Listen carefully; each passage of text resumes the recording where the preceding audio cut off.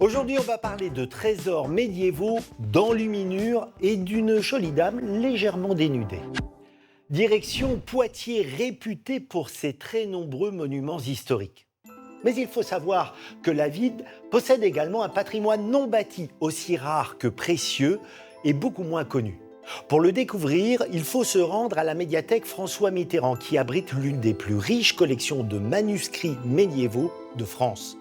Parmi ses chefs-d'œuvre, conservés dans ses réserves coffres-forts, l'inestimable collection de livres d'heures, des ouvrages enluminés et illustrés, commandés par de riches nobles pour prier chez soi ou en voyage.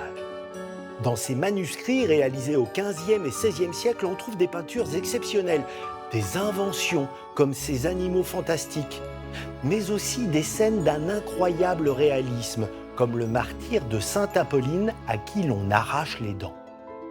Ou encore cette représentation très suggestive de Bethsabée au bain, un épisode de l'Ancien Testament. Pour l'anecdote, les conservateurs ont remarqué que cette représentation d'une jeune femme plutôt dénudée avait été tellement regardée que la page avait fini par porter la trace des doigts.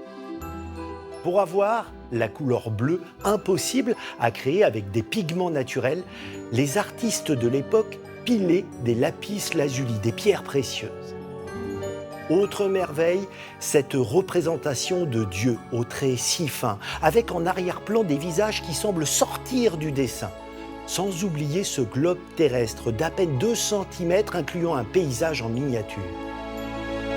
Bien à l'abri, à l'intérieur de ces manuscrits, ces peintures sont finalement mieux conservées que bien des tableaux de la même époque que l'on trouve dans les musées.